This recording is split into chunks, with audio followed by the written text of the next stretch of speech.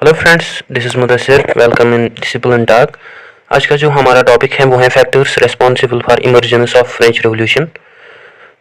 तो इसमें हम फ्रेंच रेवोल्यूशन को पढ़ेंगे as according to our syllabus sociological perspective of view. तो इसी को अकॉर्डिंग ये बहुत ही वास्ट टॉपिक है, तो इसके मैंने शॉर्ट किया है आपके लिए। तो चलिए शुरू करते हैं।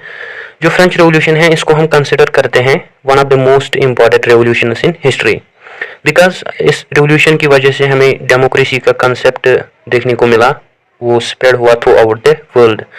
सो इसमें हमें ओरिजिन ऑफ फ्रेजेस हुआ इसमें लेफ्ट विंग और राइट विंग। सो हम अपने टॉपिक को स्टार्ट करते हैं फ्रॉम 17th सेंचुरी, जब वर्ल्ड को रूल करते थे किंग्स और एम्परर्स।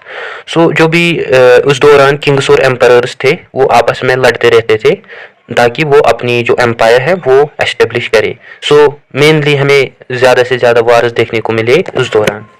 अगर हम यूरोप की बात करें उसमें 30 ईयर वार चल रहा था, अफ्रीका में कोंगो वार चल रहा था, इसी तरह चाइना में मिंग किंग वार चल रहा था, इसी तरह इंडिया में मुगल मराठा वार चल रहा था। बट अगर हम कॉमन पीपल की बात करेंगे, उनकी जो लाइफ थी वो अफेक्ट हुई इन वार्स की वजह से।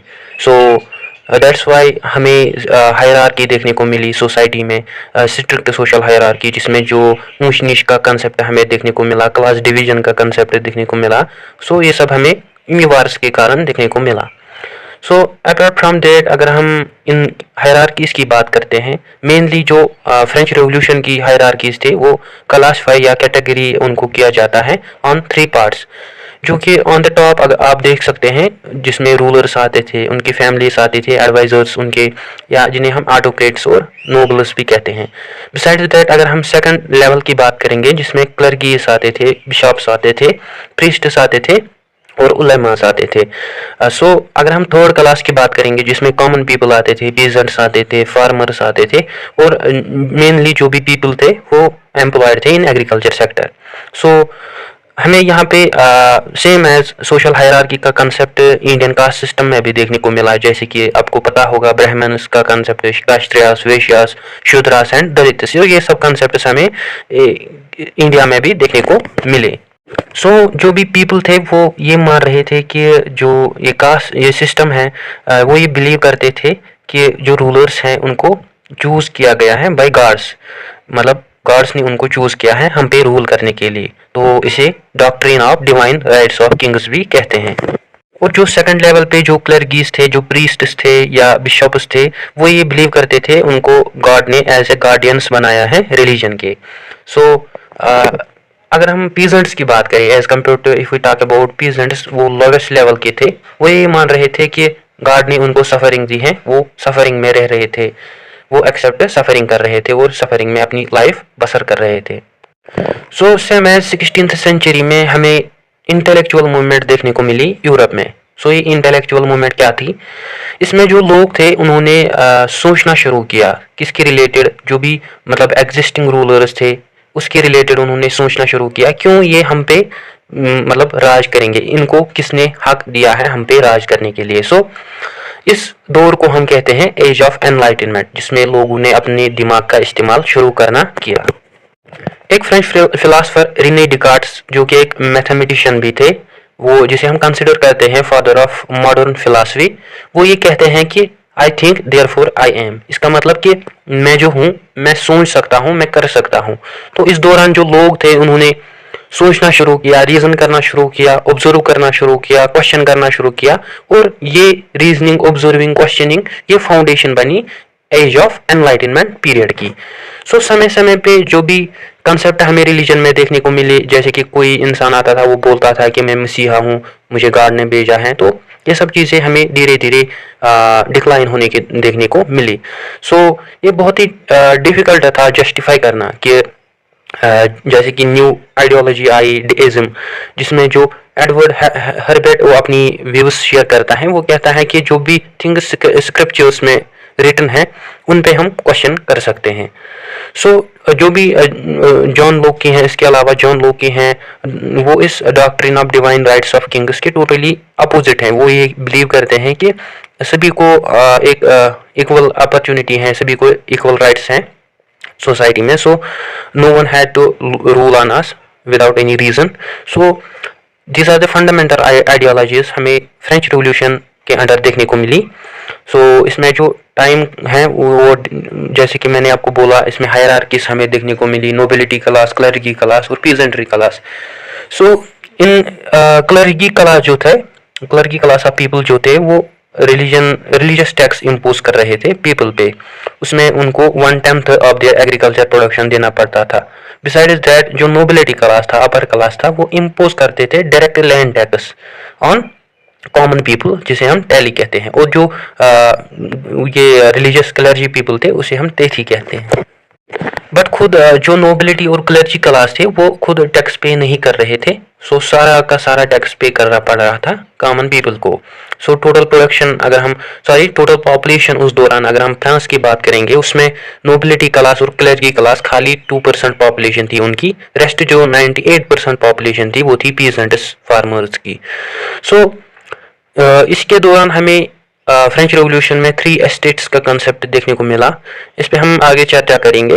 पहले हम जानेंगे कि जब अमेरिका ने इंडिपेंडेंस हासिल की 1776 में, जो भी उस दौरान रेवोल्यूशनरीज थे, अमेरिका के फ्रीडम फाइटर्स थे, उनको किंग लुइस XIV ने सपोर्ट किया. इस का रीज़न ये था कि जो अमेरिका था वो अंडर ब्रिटिश कॉलोनी था और जो फ्रांस और ब्रिटेन थे वो आपस में उस समय दुश्मन थे. सो ये रीज़न बना कि फ्रांस ने हेल्प किया अमेरिका को इंडिपेंडेंट कंट्री बनने के लिए. लेकिन इसके जो कॉन्सिक्वेंसेस हैं वो फ्रांस पे बुरा असर, उसकी वजह से फ्रांस पे बुरा असर पड़ा. सो ये बहुत ही एक्सपेंसिव रहा फ्रांस के लिए, क्योंकि इसकी वजह से हमें टैक्सेशन ज़्यादा से ज़्यादा वहाँ पे देखने को मिली, इन्फ्लेशन ज़्यादा देखने को मिली, अनएम्प्लॉयमेंट देखने को मिली, फेमिनिन देखने को मिली, इकोनॉमिक प्रॉब्लम्स देखने को मिले. साथ ही साथ इनकी वजह से, इन प्रॉब्लम्स की वजह से वहाँ पे दंगे फसाद होने लगे, वार्स होने लगे, सिविल वार्स होने लगे. फाइनली जब लोग तंग आए, उन्होंने राइट्स के सिविल वार्स हुए, तो लुइस XIV जो किंग थे उस समय, उसने समन किया, उसने बुलाया सभी क्लासेस को, उसमें नोबिलिटी, क्लर्जी और पीजेंट्री क्लास को बुलाया ऑन 5 मई 1789 में. सो हर एक एस्टेट को अपना अपना सिंगल वोट रखा. सो 3 एस्टेट्स को एक एक वोट था अलग अलग. सो इसमें जो नोबिलिटी और क्लर्जी क्लास थे उनको 2 वोट्स थे, सीधी सी बात है. और पीजेंट्री क्लास को खाली 1% वोट था. जब भी कुछ पीजेंट्री क्लास बोल रहे थे, कुछ करना होता था, तो सेम एज जो नोबिलिटी और क्लर्जी क्लास थे वो उसके टोटली अपोजिट हो रहे थे, तो वही जीत रहे थे. इस समय में हमें पीजेंट्री क्लास जो थे वो मतलब हार रहे थे. सो फाइनली लोग तंग आकर, इससे भी तंग आकर उन्होंने कहा कि हम चलो ठीक है, हम अपनी खुद की गवर्नमेंट बनाएंगे.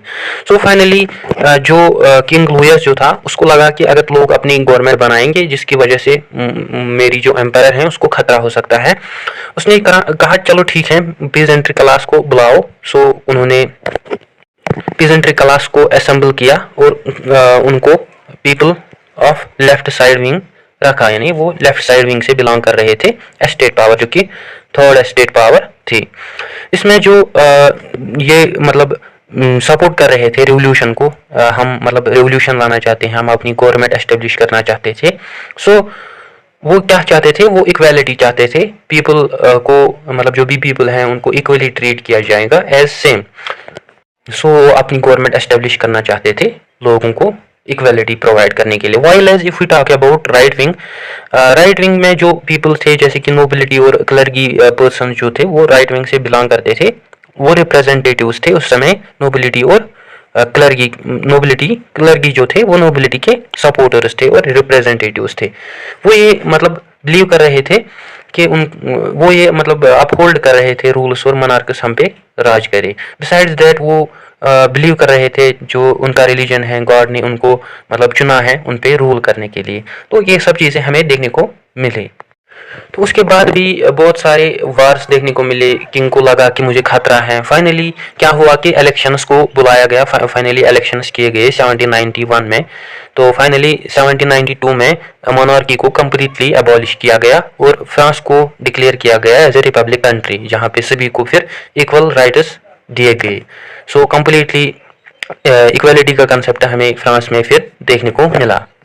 लेकिन 1790 में जनरल जो नेपोलियन बोनापार्ट थे, उन्होंने रीन को एस्टेब्लिश किया और अपने आप को एम्परर डिक्लेयर किया फ्रांस का। सो वो एक सेक्युलर डिक्टेटर थे।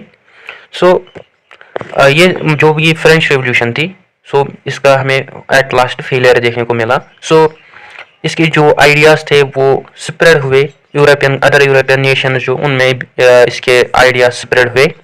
सो जैसे कि मैंने बोला, इसका फेलियर हुआ क्योंकि फिर नेपोलियन बोनापार्ट फिर से एम्पायर बन गए और फिर से उन्होंने न्यू मोनार्की सिस्टम मतलब एस्टेब्लिश किया अपना। सो हम एट लास्ट यही कहेंगे कि जो फ्रेंच रिवोल्यूशन है उससे हमें बहुत सारे आइडियाज़, जैसे कि अगर हम आइडिया ऑफ रिपब्लिक कंट्री की बात करें या आइडिया ऑफ डेमोक्रेसी यहाँ पे ही ऑरिजिनेट हुआ, आइडिया ऑफ सेक्युलरिज्म का आइडिया यहाँ पे बॉर्न हुआ, या आइडिया ऑफ फ्रीडम या एक्सप्रेशन यहाँ पे ही बॉर्न हुआ।